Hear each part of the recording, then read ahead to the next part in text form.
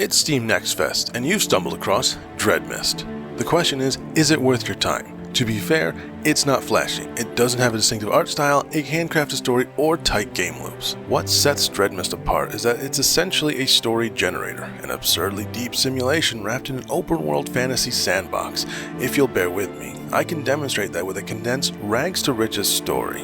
Our protagonist, Rupert, will start as a lowly beggar and work his way up to becoming wealthy and owning a manor. Now, the life of a beggar is rather simple. It involves talking to people to improve relations and then asking them for money. Rupert could buy food to feed himself, but to save coin, he searches waste barrels for food scraps and stale vegetables. By roasting barely edible vegetables salvaged from the trash, Rupert can keep himself alive for a while. By the end of the first day, he has made 216 coins from begging. Not a lot, but a good start. The following day, Rupert decides to make himself a storage box. Rather than spending coin on lumber, he heads into the wilderness to gather fallen branches. Before heading back, he stops to collect some edible mushrooms he finds along the way. Once back at the camp, Rupert gets to cooking. Roasted larva isn't exactly appetizing, but he has plenty. As a treat, he also roasts the mushrooms. With the extra supplies stored away in his new box, Rupert heads out for his daily begging rounds. Before going to sleep, he fills his belly with roasted larva and harvests the bushes around the graveyard. By the end of the second night, Rupert has 608 coin in his pocket. The third day is mostly more begging. By the evening, Rupert ventures back into the wilds looking for berries. Along the road to the mountain, he spots a black bear and wisely keeps his distance. The trip proves worthwhile as he returns with plenty of blackberries and raspberries. Rupert ends the third night with 1,018 coin. Day 4 starts with Rupert cooking up another batch of roasted larvae and feasting on them. Instead of eating the berries he gathered yesterday, he sells them for a bit of extra coin. During his usual begging rounds, Rupert runs into a problem. He smells terrible. His hygiene had dropped so low that people no longer want to deal with him. A quick dip in the ocean solves the issue well enough to finish his rounds of begging. Before bed, he picks the flowers around the graveyard. By living cheaply, Rupert has managed to save 1,522 coin. After another round of begging, Rupert stops by the bookstore to purchase an incredibly useful item, the survival book. It costs most of his savings, but it will completely change his future. Upon finishing the book, Rupert learns to craft a wide variety of primitive tools and weapons. They're poor substitutes for proper metal equipment, but they open up far more opportunities than begging. Before the shops close, he sells the flowers he picked the night before. For the rest of the evening, Rupert roasts an unnecessary amount of larva to improve his cooking skill. Eating all of it absolutely destroys his sanity, making him a little crazy, but a good night's sleep fixes that problem. Day 6 begins with rain, leaving Rupert wet and cold. He sets up a survival crafter and makes himself a primitive fishing pole. After spending much of the day begging, it's finally time to fish. Before long, Rupert catches a decent-sized fish. The weather continues to worsen, so he calls it quits and heads back to camp. To stay warm, he starts a fire and crawls into bed. The rain is still falling on the morning of day 7. Rupert crafts a stone knife to butcher his catch. After roasting the fish over the fire, he finally enjoys a decent meal just as the rain clears. Still not fully confident in his fishing abilities, he does another round of begging before returning to the water that evening. He fishes through the night and catches 4 fish. By the morning of day 8, Rupert is exhausted but still manages a little begging before processing his catch. After butchering and cooking all 4 fish, he ends the day with 2,430 coin. Day 9 starts with the usual begging routine before Rupert returns to fishing. This time he gets incredibly lucky, catching 4 valuable fish back to back. Another all-night fishing session carries him into day 10. Rupert earns a healthy amount of coins selling his catch and even gets his fishing pole repaired at the blacksmith. Encouraged by his success, he heads straight back to the water. Unfortunately, his luck doesn't hold out. He catches only 2 fish before calling it a day. Before bed, Rupert raids the waste barrels and makes dinner from roasted vegetables and food scraps. Rupert sleeps through most of the morning on day 11 before heading back to fish.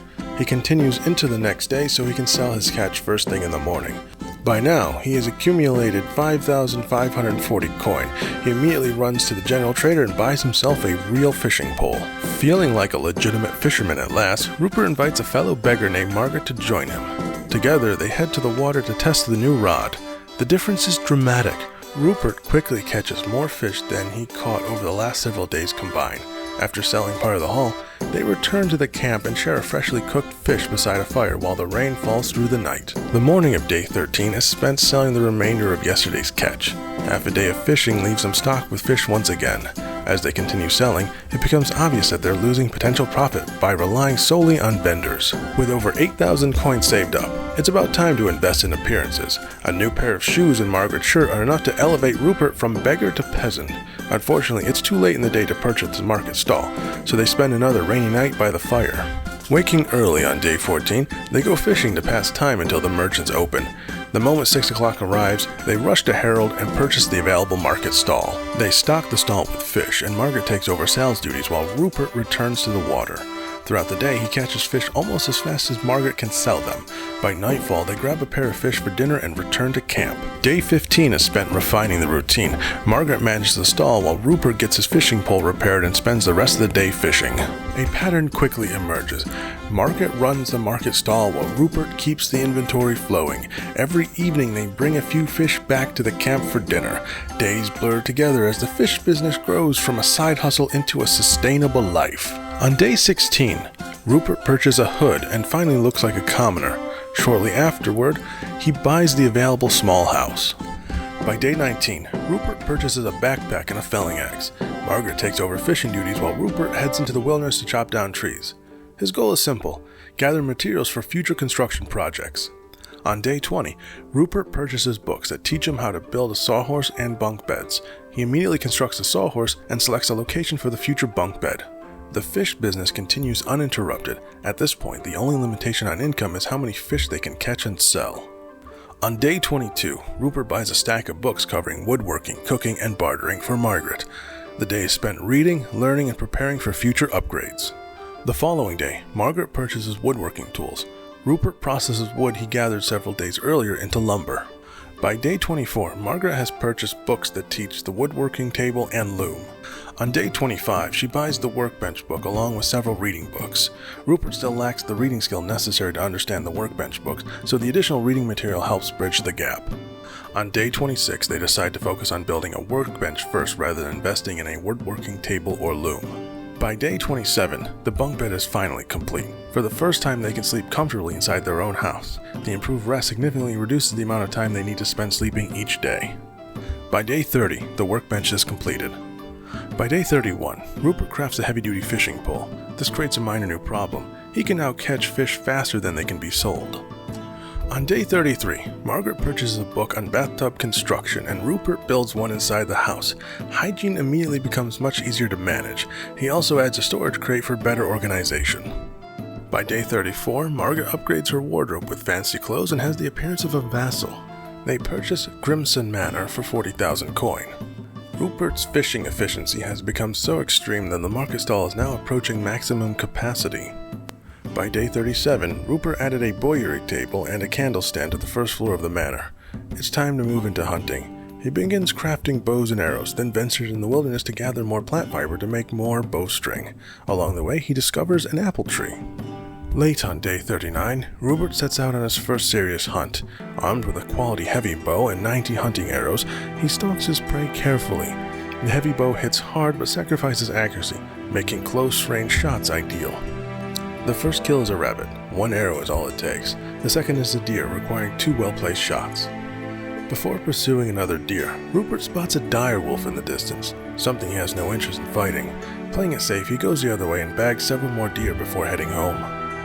On day 40, they set up a camp stove beside the market stall so they can sell cooked food directly to customers. Rupert cooks venison from the hunt along with several fish to sell. At midnight on day 41, Rupert heads towards the destroyed village. His courage is still relatively low, preventing him from engaging dangerous animals. One way to increase courage is simply being near terrifying things, and the ruined village is filled with undead skeletons. Rupert sneaks into the village unnoticed, until a skeleton he never saw coming slashes his arm and leaves him bleeding. He immediately breaks into a sprint as half a dozen skeletons begin chasing him. In his panic, he runs past the cathedral, attracting even more skeletons and a massive mist abomination. At this point, any mistake could be fatal. Rupert circles the horde several times, desperately building courage while avoiding certain death. Eventually, exhaustion begins to set in, and he wisely retreats. Fortunately, the undead are too slow to keep up and lose track of him. Rather than returning directly to town, Rupert decides to make the most of the trip by doing some hunting. Even he couldn't tell you exactly how many deer he killed that day, but it was probably around a dozen. After returning home, he cooks the meat and stocks the market stall. Day 42 becomes another hunting expedition. Rupert gets lucky early, spotting a silver fox as his first target. From there, he systematically clears much of the forest, one animal at a time. The hunt becomes so successful that he eventually has to abandon piles of bones simply to avoid becoming over-encumbered. After returning home, Rupert spends the evening cooking and restocking the market. Unfortunately, this is where Rupert's story has to end. Steam Next Fest waits for no one, and I need to edit all of this in time.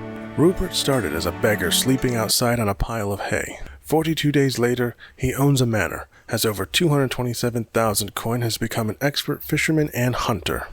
There are countless other paths Rupert could have taken, but those stories are yours to make.